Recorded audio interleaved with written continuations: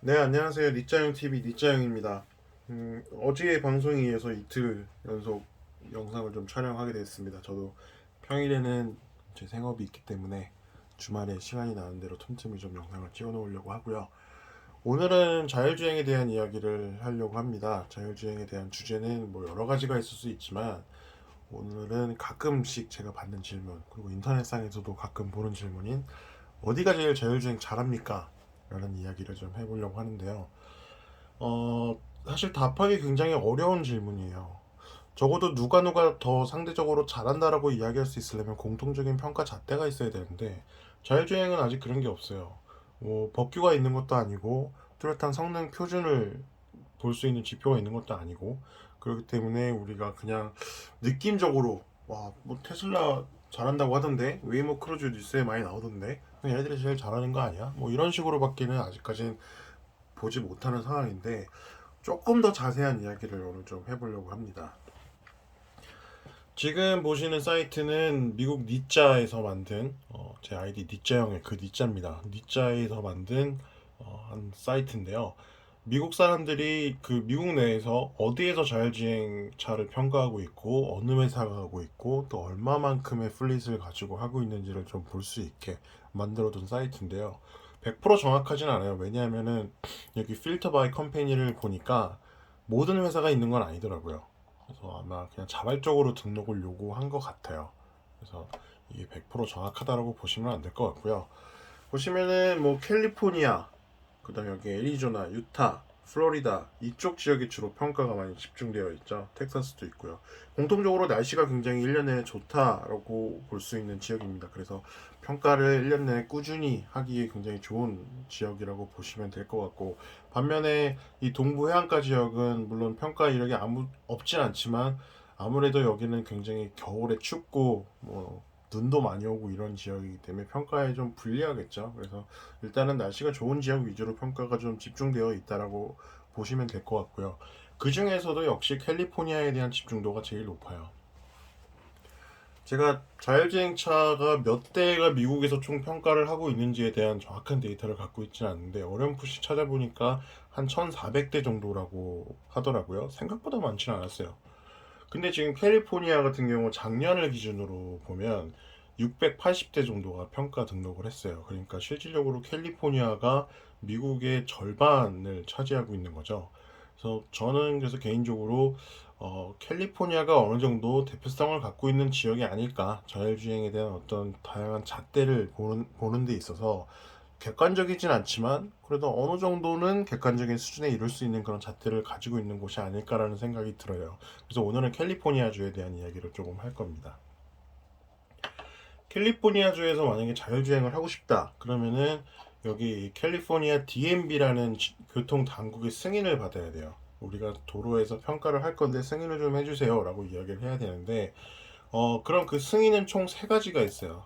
여기 보시면 퍼밋 홀더 세 가지 중에서 하나는 테스팅 위드 드라이버, 하나는 드라이버리스 테스팅, 하나는 디플로이먼트가 있는데, 테스팅 위드 드라이버는 우리 그냥 평가만 할 건데 백업 드라이버 탈 겁니다라고 이야기하는 거고요. 드라이버리스는 우리 평가할 건데 여기 아무도 안 탈 거예요. 정말 무인으로 평가할 거예요라고 얘기를 하는 거예요. 그러니까 당연히 테스팅 위드 드라이버보다는 드라이버리스 테스팅이 좀 승인을 받기는 까다롭겠죠.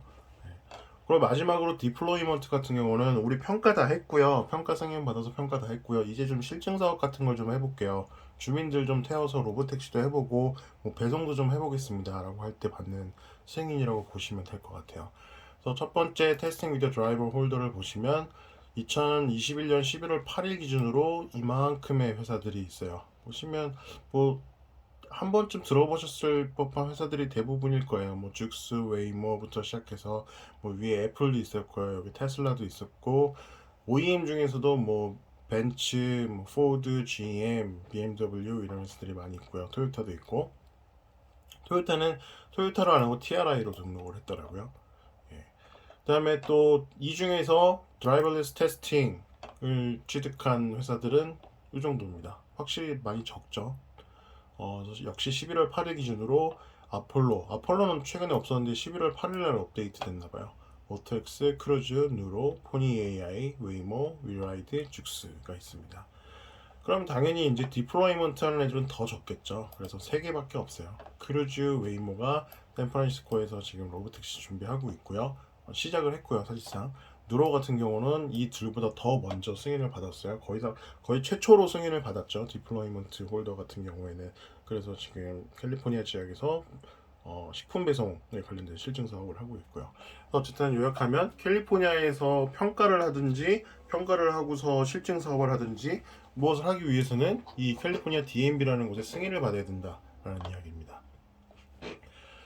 이렇게 승인을 내주면 또 한 가지 법으로 요구하는 게 있어요. 너네 우리가 승인 내줬으니까 여기서 평가하고 그 평가에 대한 결과를 우리한테 좀 보고해라.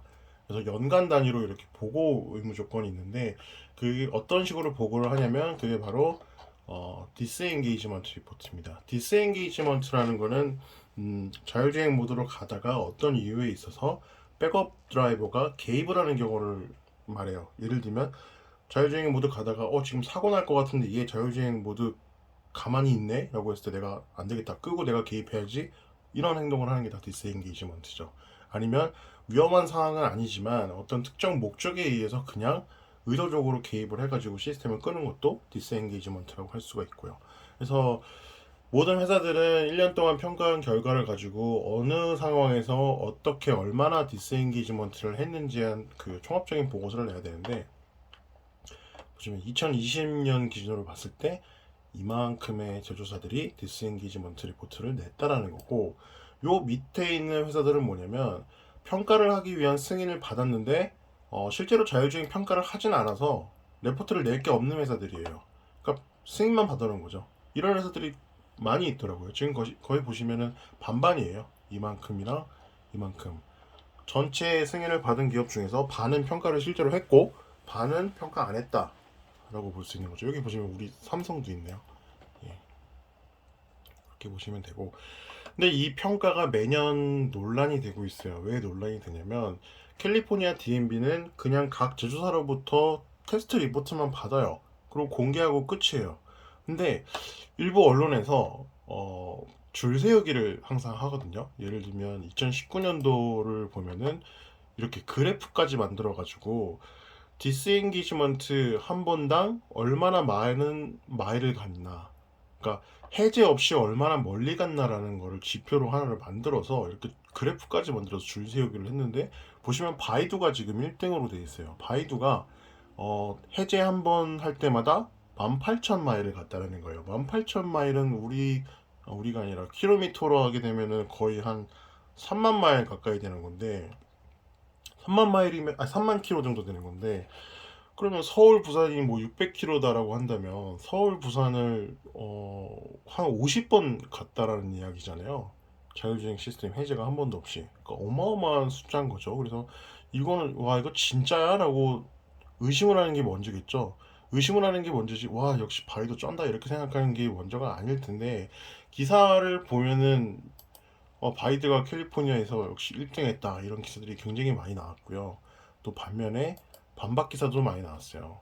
진짜 바이두가 1등이야? 한번 좀 파보자 라는 기사도 많았는데 실제로 바이두가 이 당시에 4대인가 6대 정도밖에 차를 안 굴렸을 거예요. 그리고 말씀드렸지만 디스엔게이지먼트를 얼마나 자주 하느냐는 거는 절대 평가 잣대가 될 수 없는 게 시스템마다 언제 디스엔게이지먼트를 시킬지에 대한 그런 스레시홀드가 다 다르고 그 첫 번째고 그 다음은 평가를 하는 환경이 다 다르죠. 예를 들면 똑같은 자율차를 가지고 평가를 한다고 할지라도 강남역 한복판에 하는 거랑 어떤 쪽이 뭐 송도 넓은 그런 공원 같은 공원이래. 넓은 도로에서 이렇게 평가를 하는 거랑 당연히 디스엔게이지먼트 룰이 다르겠죠. 근데 모든 회사들이 그렇게 다른 환경에서 평가를 하고 있는데 단순히 그냥 디스엔게이지먼트 한 번 할 때마다 몇 마일을 갔나, 쟤 멀리 갔으니까 쟤는 정말 좋은 자율주행 시스템, 얘는 요만큼밖에 못 갔으니까 상대적으로 나쁜 자율주행 시스템, 이렇게 말할 수가 없는 거죠.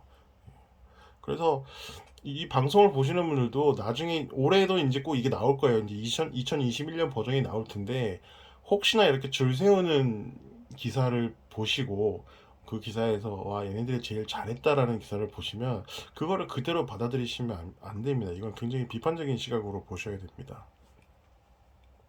그래서 그 말씀을 드리고 싶고요. 어, 이거는 지금 2020년 보고서를 제가 조금 정리해 놓은 건데, 역시나 어떤 언론에서 이렇게 테스트 마일이 몇 마일이었고 디스엔게이지먼트는 몇 번이 됐고, 그래서 디스엔게이지먼트 한 번당 몇 마일을 갖고, 이런 것들을 다 이제 데이터화 시켜놨더라고요. 다행히 뭐 줄 세우긴 하지 않았어요. 그래프까지 그려놓지 않았는데, 이걸 보시면은 지금 웨이모랑 어디 갔냐, 크루즈의 주행거리가 압도적입니다. 크루즈는 77만 마일을 뛰었고요, 웨이모는 62만 마일을 뛰었어요. 그리고 자동차도 실제로 사용한 플릿이 웨이모는 144대고요, 크루즈는 137대를 썼네요. 그러니까 다른 제조사에 비해서 주행 거리도 압도적이고 차량 수도 압도적이에요. 웨이모가 지금 크루즈에 비해서 주행 거리가 많이 딸리는데, 2019년에는 웨이모가 더 많았던 걸로 기억하거든요. 근데 이번에 코로나 락다운 때문에 20년도에 웨이모가 두 달인가 평가를 쉬었어요. 그래서 이 정도 좀 차이가 나는 것도 있는 것 같아요. 그래서 어쨌든 이 표를 보시면 디스엔기지먼트와, 그러니까 마일 퍼 디스엔기지먼트 수치는 절대로 자율주행차의 성능을 가늠하는 객관적인 지표가 될 수 없다라는 것은 자명한 사실이지만, 그럼에도 불구하고 웨이모와 크루즈의 데이터는 엄청나다라는 걸 알 수 있어요. 그래서 웨이모와 크루즈는 괜히 웨이모 크루즈 하는 게 아니구나, 이런 데이터를 봤을 때 다른 기업들에 비해서 다른 기업들을 정말 압살할 수 있는 수준의 데이터를 갖고 있구나라는 걸 좀 볼 수 있었어요. 그래서 처음에 말씀드렸던 자율주행차 어디가 제일 잘합니까?